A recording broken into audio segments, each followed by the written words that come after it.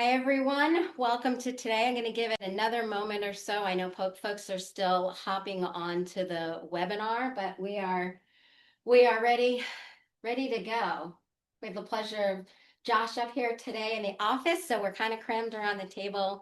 A little closeness today. It's exciting for me. It's a rare occasion that we all get to be together in No, Columbus. no, much better than three different headshots across the top of your screen. So we're going to go ahead and get started. Good afternoon, everyone, or maybe good morning if you're coming in from the West Coast. Thank you for joining us for today's Privacy Watch webinar focused on artificial intelligence and privacy law. I'm Lauren Bernard. I'm the marketing director here at McMurray & Schuster. I'm not usually on this side of the camera, but today I get the pleasure of sitting with my attorneys for this conversation. So I'm very excited to be able to do that. And as I said, we're going to be talking about AI. It's really no longer just a technology conversation, each new technological wonder and what it can do, but there's a lot of discussion about the legal and compliance issues.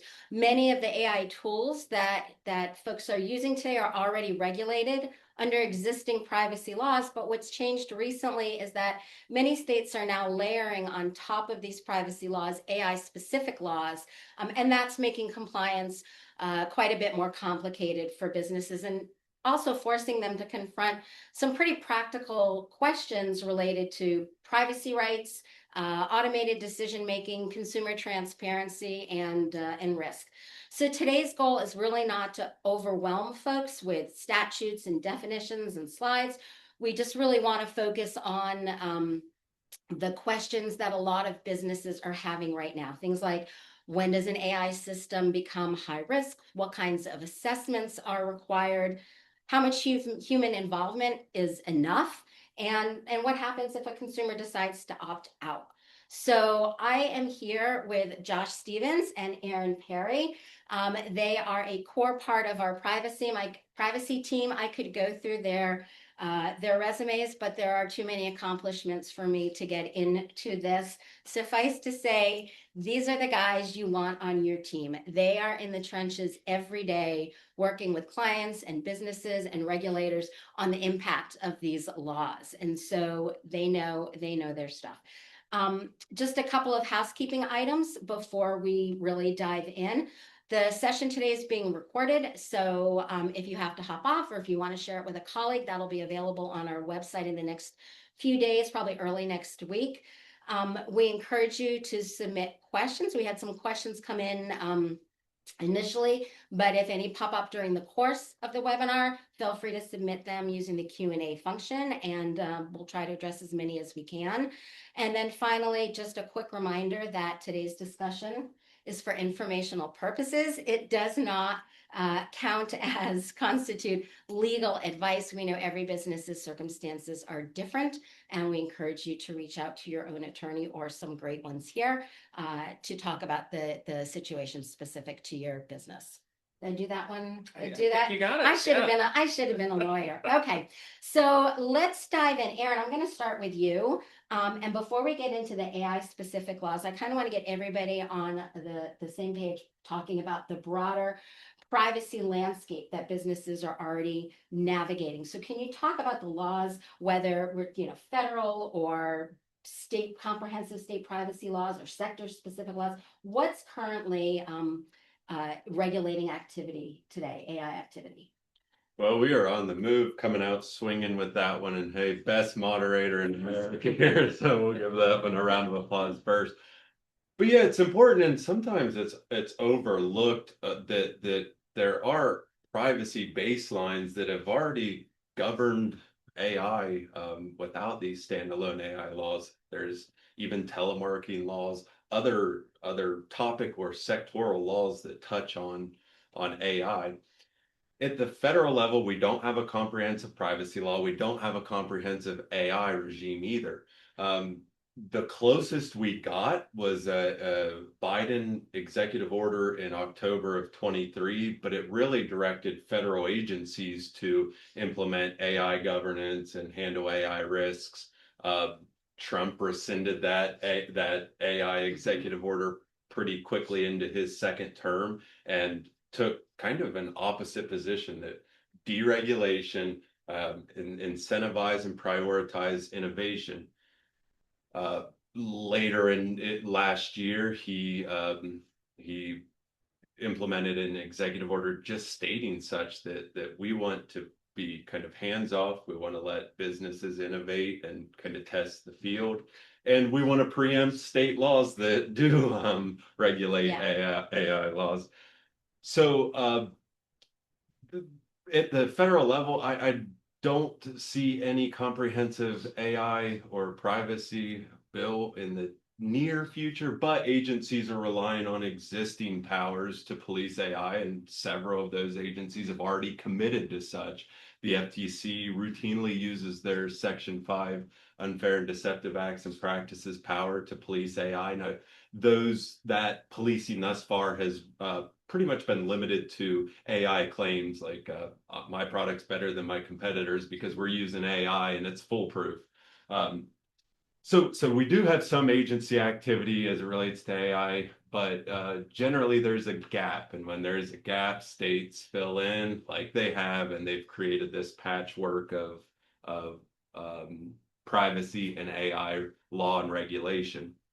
And since 2018, when the first comprehensive privacy bill came about in the CCPA, we've had AI regulation. That law specifically regulates profiling and more in-depth profiling for legally or significant effects or consequential decisions. And comprehensive privacy laws regulate profiling by requiring certain privacy policy disclosures, opt-out rights, more recently an advanced right to know about profiling systems, and extra risk protection by requiring profiling to be taken up in DPAs or data protection assessments. There's also been a handful of child privacy laws that regulate profiling in kind of the same manner that comprehensive privacy laws do, but they do go a step further. So in some child privacy laws, there is a consent and reasonably necessary standard to even begin to profile. In Connecticut, there is a specific profiling impact assessment if that law applies to you and you have that online service directed to minors. And then, as I kind of mentioned, we had these older laws, telemarketing laws specifically, that have regulated AI. In 2024, the FCC said an AI voice message is a pre-recorded message. So that's subject to heightened obligations, including a prior express written consent standard for telemarketing calls, and a prior express standard for informational calls. And then there's a whole host of states that have their own pre-recorded message laws that likely reach AI calls. So all that being said, there's a lot going on, but at the federal level, we're still kind of tugging and warring. You think we're going to get something at the federal level, Josh? No, not anytime soon. I mean, Congress, I think, has shown over the past year or so that inaction is the name of the game right now. And so I doubt it. Also, in this deregulatory kind of environment, it would seem odd for Congress to step in and try to, quash state or activity amongst the country in the development of AI.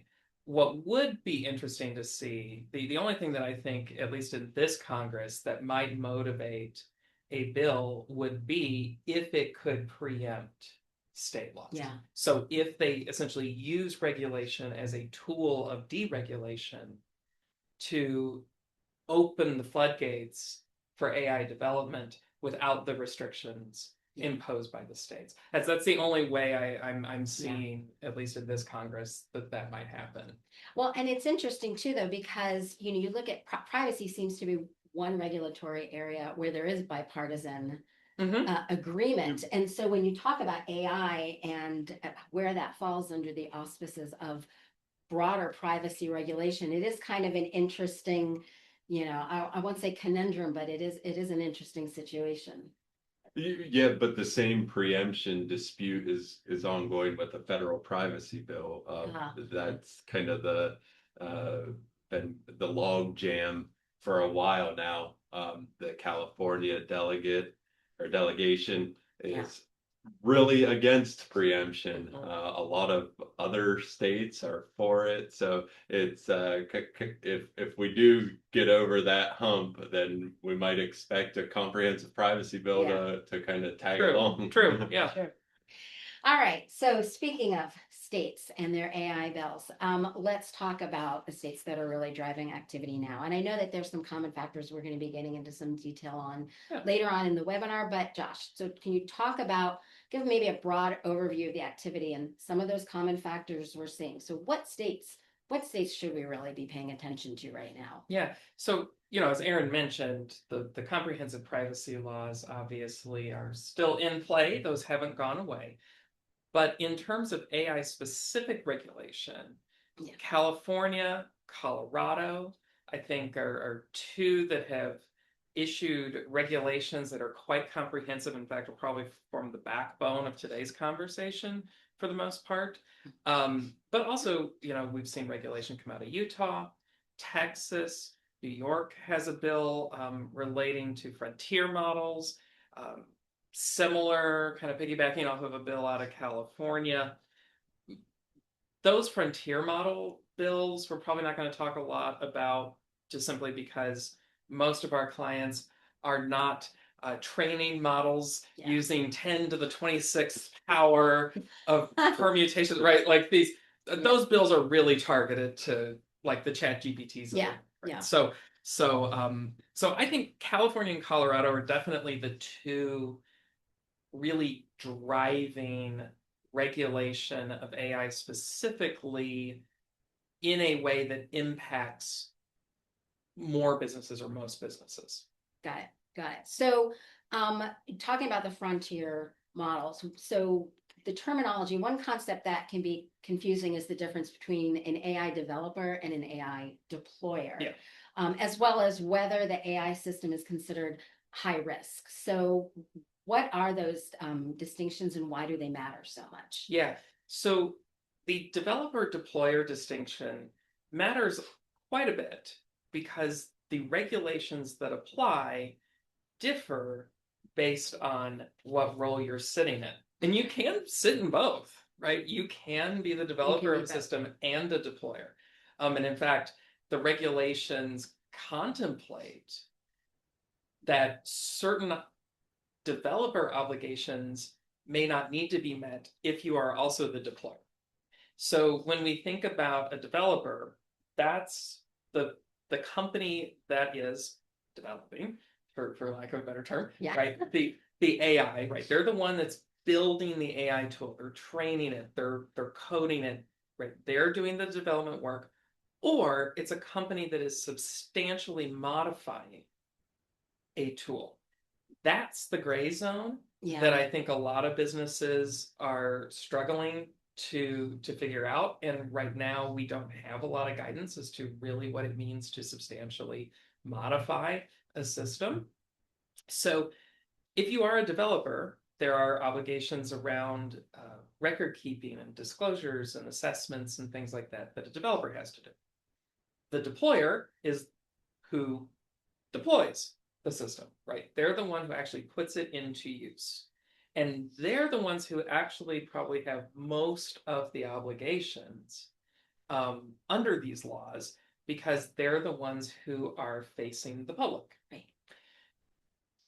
That's all caveated with the fact that the regulations largely apply just to a high risk system. So there are some very minimal obligations that apply if it's just a normal system, but it's when it's a high risk system, that's when a lot of these rules kick in. And so to your question, this is something that we've been getting from a lot of our clients, and you watching probably have a similar question.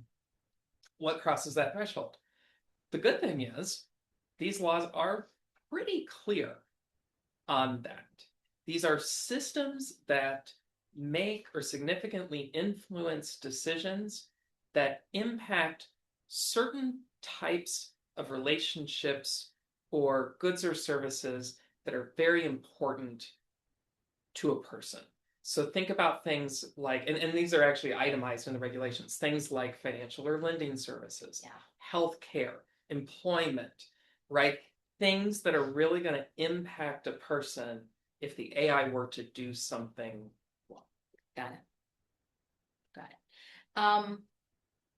What it, just curious, I hope I'm going to put you on the spot here.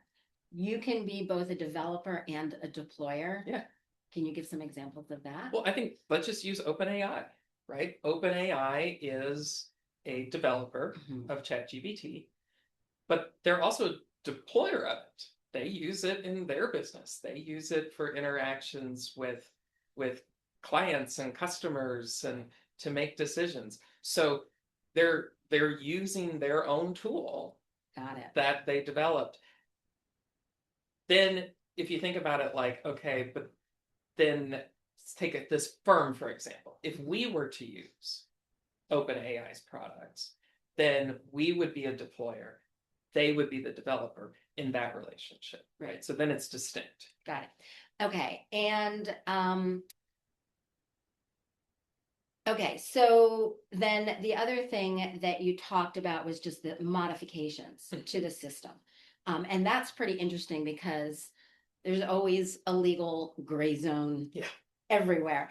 But can you talk about that a little bit more? Because I feel like if I'm sitting out there, I'm wondering what kinds of modifications are we talking about? What is, what's not really a big deal, but what might be considered, in that gray zone? Yeah.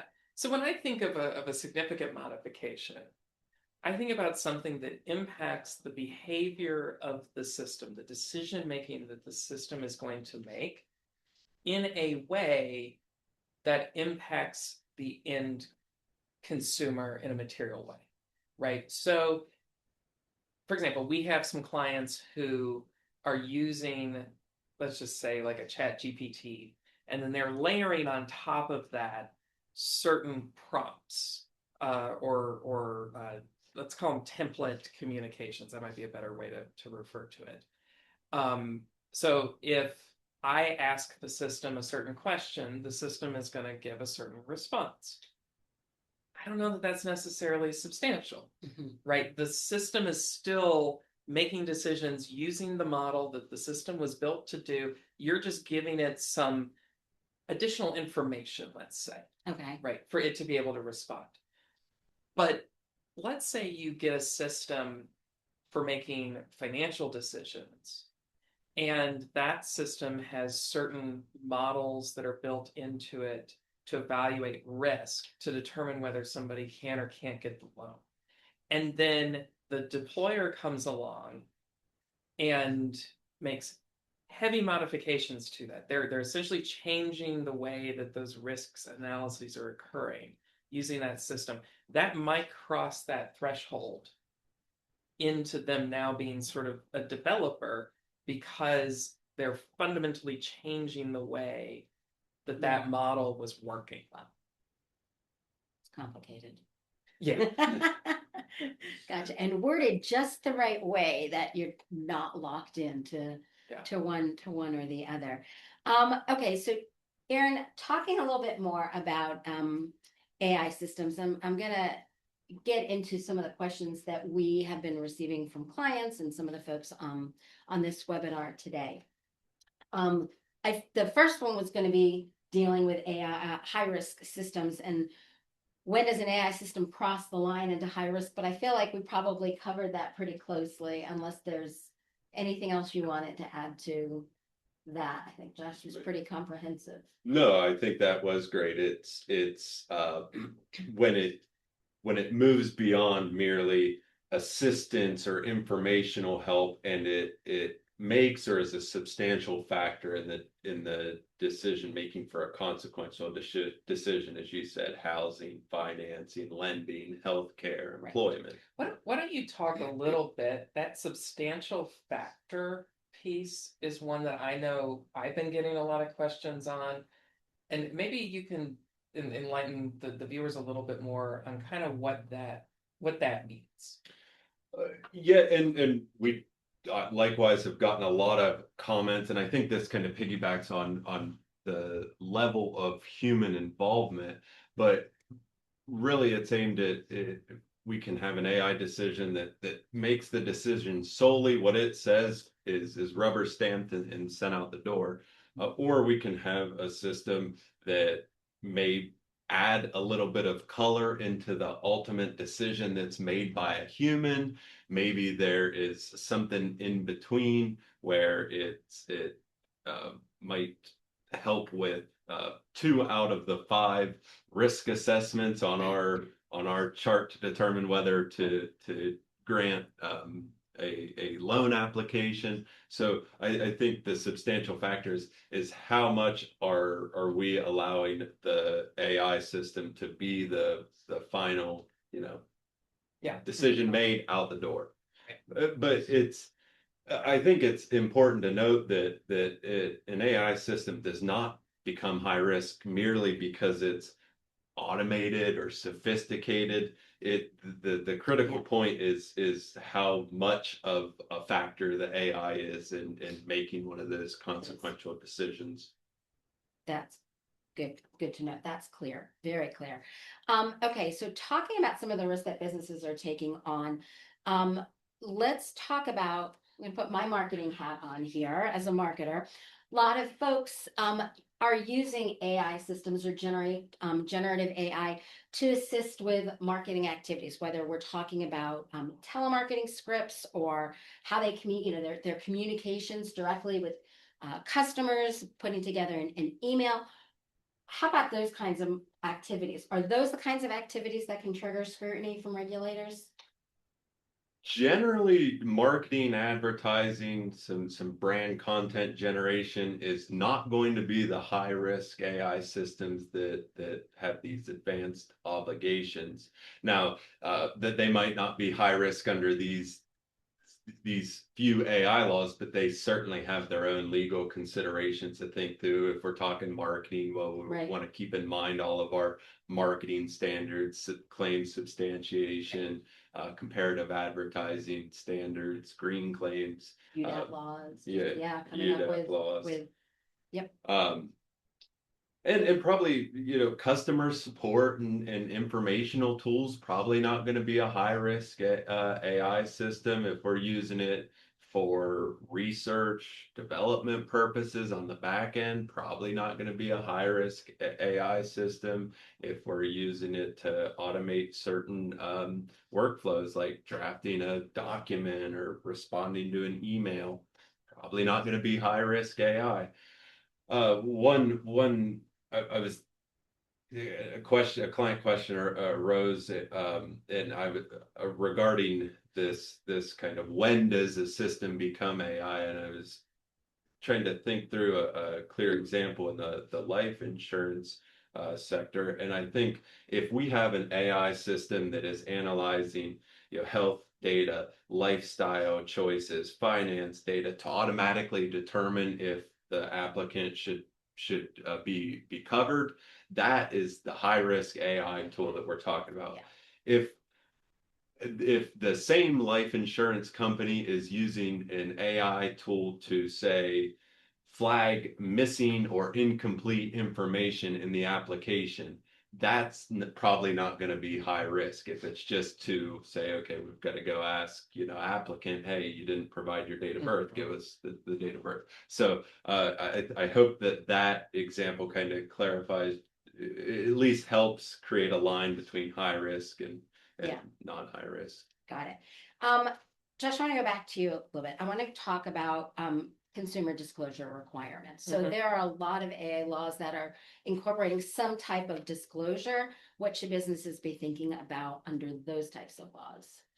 Yeah, so under the AI laws, if you are using a high risk system, so because as I said at the start of this, like a lot of these regulations are really targeted to the use of high risk systems.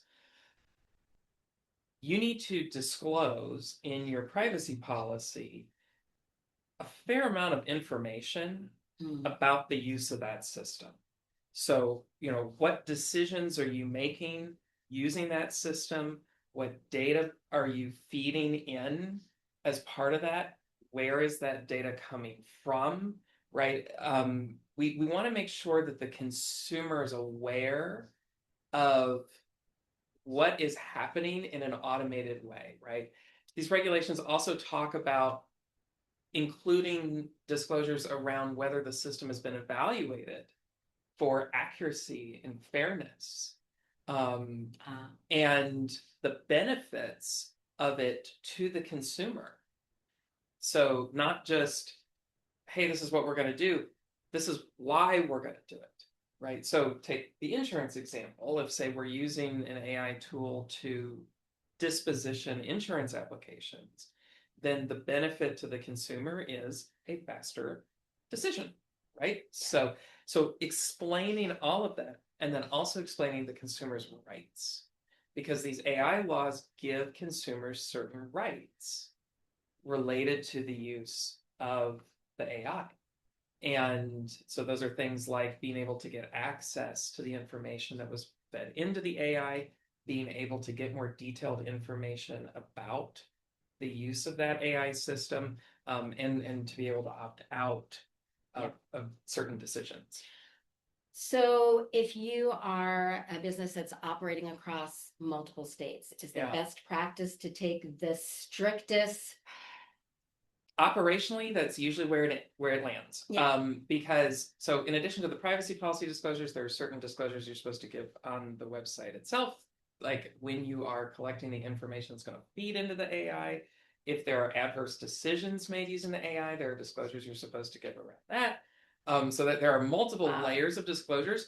And yes, so what ends up happening operationally, in my experience, is most often the strictest standard ends up getting applied across the board because it's too hard to operationalize different disclosures for different consumers. As we see in privacy across the board in many of the other areas that we work with clients in as well.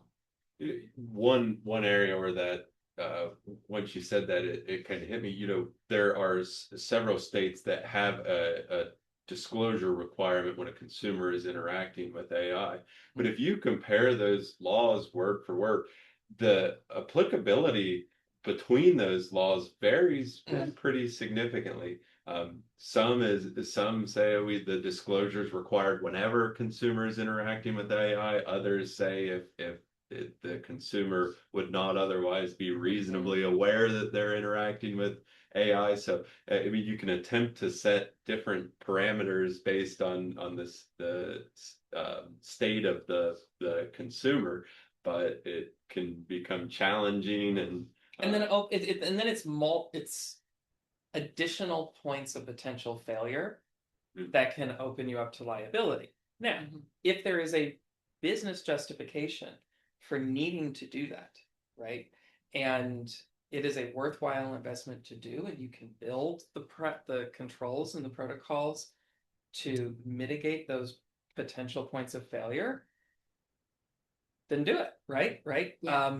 But I will just say, in our experience, most clients take I guess it'd be a highest common denominator approach. Strictest common denominator, yeah. Got it. Let's talk a bit. You mentioned opt-outs as some of the differences across the states and how they handle opt-outs. Can you elaborate on that a little bit as well? Yeah. So in a lot of these frameworks, consumers get the ability to opt out of having these decisions made in the first place, or they get the right to have a human review. And so let's take lending as an example. So depending on the state, it may be that the consumer has a right upfront affirmatively to say, I do not want my information processed with AI to make a lending decision. It could also be, depending on the state, that where that right engages is the decision has been made, and then the consumer can say, essentially, I want to appeal that decision to a human. I want a human to review that. Now, there can be an exception if it's essentially impossible for a human to do that, but I think that's going to be an exceptionally high bar for anyone to meet. And I've yet to see a use case come across my desk where I felt like we could really justify that, yeah, there's just no way a human could do this. Because the whole point of AI is it's intended to replace human decision making, which means it's doing something that a human could do. And so I think that's kind of the case there. Kind of jumped in. I'm looking at my opt-out questions, and so are there types of AI systems that can consumers opt out of any AI system, or is it just these high risk ones? Like you talked about the lending example. Do you have, if you're using AI in other sort of, non-high risk areas, do you have to give the consumer the right to opt out of those? Those opt-out rights are tied to the high risk systems. But there are other considerations to factor in. And I think these get overlooked sometimes. Depending on the way you're using the consumer's information in an AI system, you may have some issues around, like, are you using their likeness for a commercial purpose without their permission that could trigger a tort claim? Things like that. So I wouldn't say just because it's not a high risk system that, oh, it's scot free and we don't need to think about anything. There are just other things to think about. Yeah. Besides the AI laws themselves. There's a New Jersey bill in their legislature right now that would require businesses using AI in telephone communications to offer the consumer the ability to talk to a live representative. And that disclosure has to give the number that they can contact the live representative, the times that they can contact. So it's a quasi opt-out rule for something that's not otherwise high risk. I think you've given all of the companies using AI in customer service support functions right now a heart attack about that. Also, I'm just thinking that gets rid of all of those fun jokes of screaming representative into the phone. Zero. Yeah. But from a consumer perspective, I can see where that would be very beneficial if I were a consumer. In fact, I ran into this just the other day. I was using the online chat with my bank, and I was just banging my head on the desk because it just was not getting what I was asking. And so having an option, which did not exist in that chat, to say, can we kick this over to a human, would be very beneficial for consumers. Yeah, I think this consumer appreciates that. Well, I think that tracks. I think data will show that most consumers still like human involvement. I think, personally, and I would say I speak on a majority, but I don't mind AI in speedy, low impact settings. Right. Like you said, I similarly had a better experience with a conversational AI. I ordered some mats for my car, and the shipping kept getting delayed, so I went online and there was a chat box. I could easily ask, what are the shipping procedures? When should I be worried? That was nice. It was better than sifting through a 200 question FAQ. I don't know that I feel the same way if the bank is using an AI system to determine whether they'll extend an equity line on my house. So Right. and I feel like that's how most consumers are. I saw a Pew Research study that said in 2025, 50% of consumers are still more concerned about AI than they are excited about it. And that's actually gone up since 2021 when they first started asking the question. So as more and more AI usage is being implemented, concern is going up too. Right. Yeah.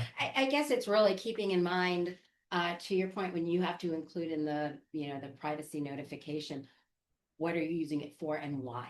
Yeah. Why are you using it, and what is the benefit to the consumer? It's not the efficiency for you unless that translates to a lower cost or some tangible benefit to them. And so I think that as this automation and AI gets woven throughout the operations, it really is keeping an eye on what's the actual impact on the consumer experience using your service or your products. Yeah, because ultimately, let's all remember the end goal of these AI tools for most businesses is twofold. It's one, to save money and gain efficiencies, and two, to provide a better consumer experience, right? We want consumers to enjoy interacting with these. Yeah. And there's still some development to go to make that happen. To get to that. If a consumer opts out, are there, I might be getting in the weeds here, but what are there specific methods that the businesses have to offer for them to opt out? Are there verification methods that are, what are the verification methods that are allowed? Can you talk about some of the operational? Yeah, so the regulations talk about providing 2 or more methods, including an online method, for consumers to exercise that opt-out right. Okay. It's, I think, reasonable to expect that there will be some sort of verification.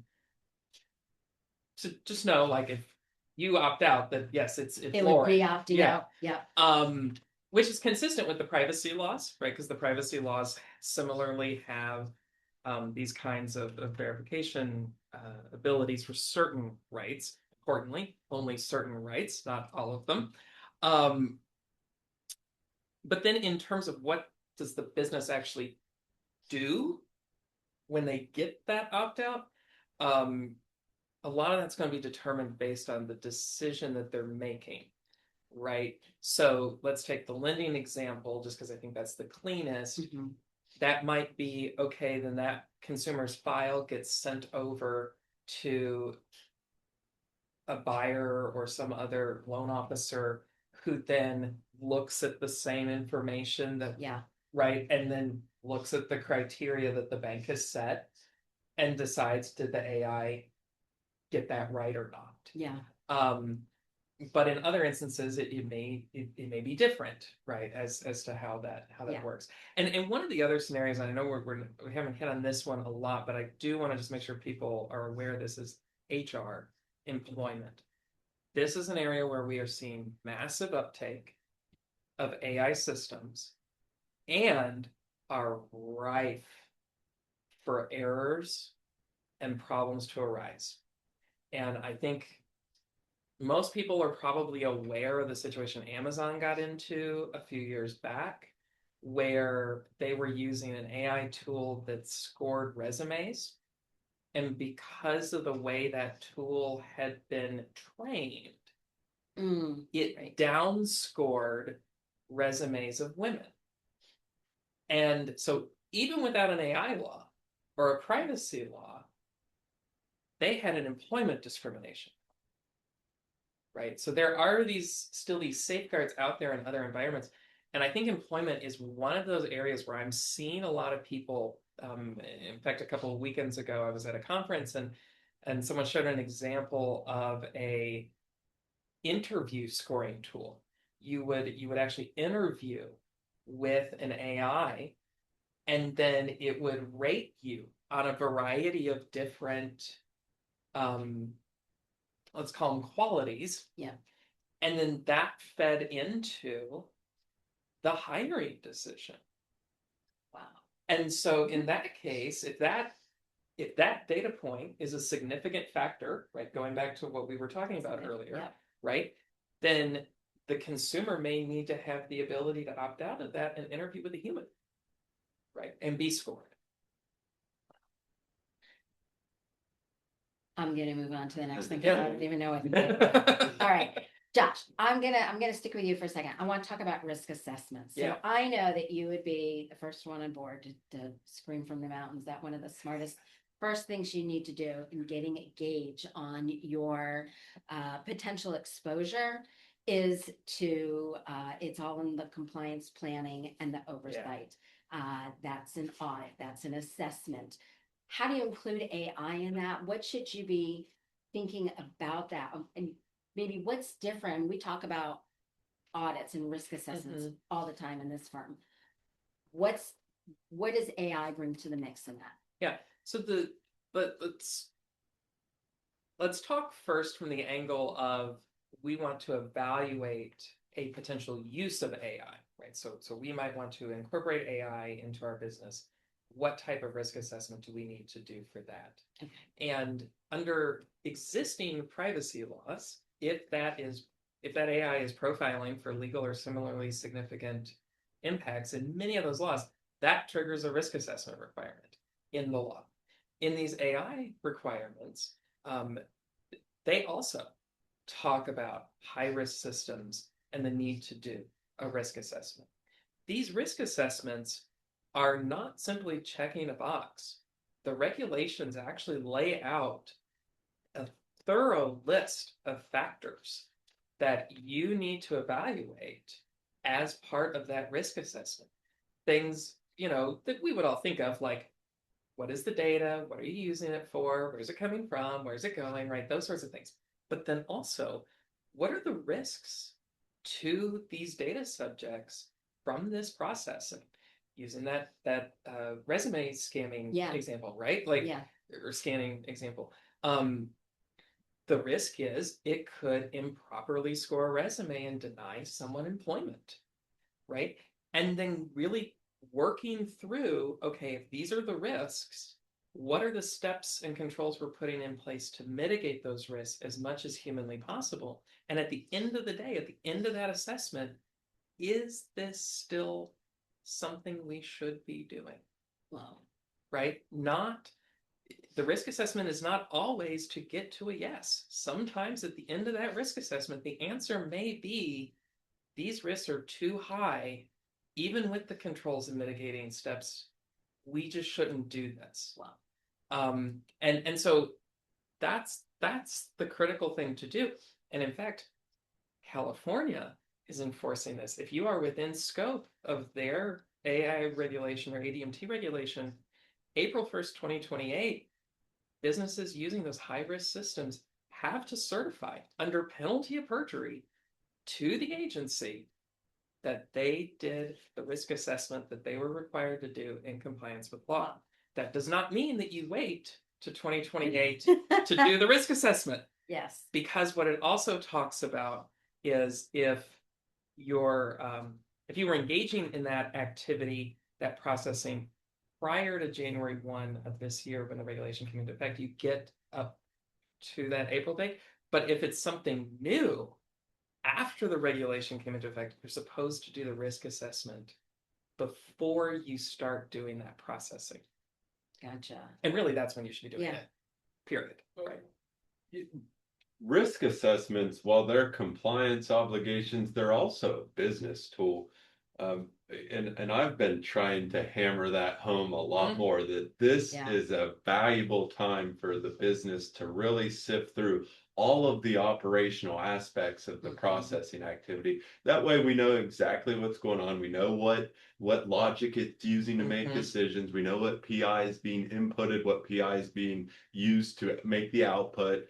It's a great roadmap for a total understanding of the processing activity. So I get the pain points of having to sit through there and type this out, and I totally understand that. But just think on the back end, the value that having all that that operational information in one place holds.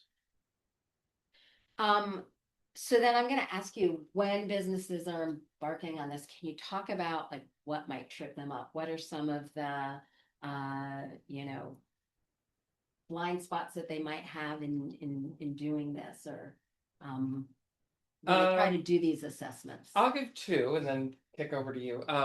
The first is lack of stakeholder involvement. They tend to think of this as the compliance or legal teams do these assessments, and they don't involve the business units that are actually using the AI tools or setting them up. And so then they miss things, right? Because they're not getting enough input to do the assessment. Okay. The other thing that I see is underestimation of risk. They don't really think through. Lawyers are conditioned to be conservative by nature, risk averse by nature, right? You need people who can think about the parade of horribles. I mean, there's just no other way to put it. Like you need those glass half empty parade of horribles kind of perspectives, right, to flesh out that risk side of the assessment. And then you need the optimists, the people who can come in and say, well, here are the ways that we can deal with that, right? And the lawyers can kind of play both sides as long as they have good information. But underestimating risk is something that I see a lot. Which is probably not surprising given that we're just so new in this world with it too, is that, you know, there's not a lot of information out there on yet, certainly not the body related to other laws and other technologies of the risks. And so every new you know, headline, every new, you know, wave of litigation gives more information to businesses that are. And remember, it's not just risk to the business, like that's a factor, but it's also a risk to the consumer, right? What bad things could befall the consumer if we do this? To kind of piggyback on that, the only thing I would add is a general fear that putting something in the risk assessment will open the door to liability down the road, because we know we have this submission requirement, and it's going to it could land on a regulator's desk. But I think the headlines and just knowing that it's gonna may land on a regulator desk scares some people when they're determining how to answer a question. So I think kind of peeling that back and just say, let's just focus on the question. We don't have to worry that there was some outrageous GDPR fine related to data protection assessments. We don't have to think of the possibility of a regulator reading this one day. No, we don't want to give all of our trade secrets out, and you know, we want to definitely take advantage of our confidential privileges, but just being a little bit more free with our responses, not keeping a block up because we know that this may land on a regulator desk someday. Gotcha. Okay. Quickly, I know we talked briefly about human involvement. I know there is this human, often preference, efficiencies aside, for having a human. It seems a lot less scary to have a human making the decision, or at least involved in the decision. Are there instances where businesses may think a human's in the loop, but a regulator may disagree? So you feel like you're putting that human lens on the decision, but it may not be as safe as you think it is? Yeah, right. Well, let's just take a step back. When decisions are made without human involvement, businesses and consumers get outcomes that they can't see, that they don't understand, and that they really can't challenge in any way. So human involvement's critical, just because that ensures that accountability exists. It preserves the ability to correct any bad outputs or mitigate risk of harm from the AI outputs. It helps align with consumer expectations with decision making. A common shortfall or failure is assuming that a human in the loop automatically reduces risk. That's just not the case. Really the only time human involvement really matters is if the human understands the system, was involved with training decision makers to really understand that how the AI inputs lead to the AI outputs, if that human has the power to override decisions that AI makes, and then discretion to determine if what the AI produced is accurate and fair. So there's kind of there are some exceptions for human involvement under AI laws. I think you hit on those pretty well with the opt-outs. California's law has, you don't have to offer opt-out rights if you have an appeal mechanism that a human is solely involved in the appeal issue. In Colorado, there has to be human involvement, and once again, that's not just the human that reviews the final output and says, "Yep, it's good." That's someone that knows what's going on and can say, "Wait a minute, there's something going on here, or let's re-examine this issue." And I see a question in the chat here related to the AI use for job application screening and the requirements under the Colorado AI Act. So when we're talking about human consideration of the AI output factoring into our compliance with the law in its entirety, it's not going to give us a blanket exemption to the law. We're going to have to sift through and think, okay, what type of human involvement is occurring here? Is it the in-depth human involved AI, or is it just merely human review, that kind of rubber stamp? So I think, in short, human involvement is not going to exempt us from any AI law, but it will set us on the path. We have to start then asking what type of involvement, what level of involvement, and then take it from there to determine if that human involvement is enough to shift it from a substantial decision or a complete decision. Yeah, because I think that's the other key here is substantial decisions. So just going to the question that was posed around whether just a human considering an output of an AI system enough to make the AI system subject to the law. It really goes to whether it's a substantial factor, right? And so if, say, the AI system is telling you that, this applicant, like, say it's summarizing a resume and it's giving you a summary of that, like, and then you're reading that, is that necessarily going to cross the line? I don't know. I don't think probably, because it's not really making decisions, right? It's maybe just collating some information for you, and then you're making the decision. But going back to that interview and the scoring thing right there, that might be a significant factor, right? If you're weighing that heavily. Last question. I'll let you two fight for it. Okay. Vendors. Let's talk about our partners, our third-party partners, and our vendors. What role do they play in AI compliance and liability? Where are the biggest sources of exposure for businesses when working in under those scenarios? I'll start with the easy one. Review the terms of service and the terms of use. Figure out some of the critical questions. What's going on with the data? Are we giving provider rights to use our data that we input into the system? Who owns the output?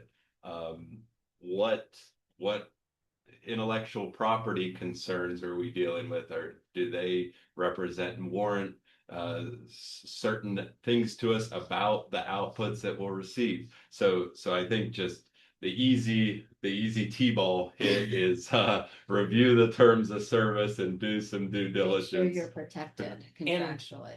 If you are using a high-risk system that is provided by a third-party developer, one of the requirements under these new laws is those developers have to make available certain information about the system and how it was trained and how it operates and things like that.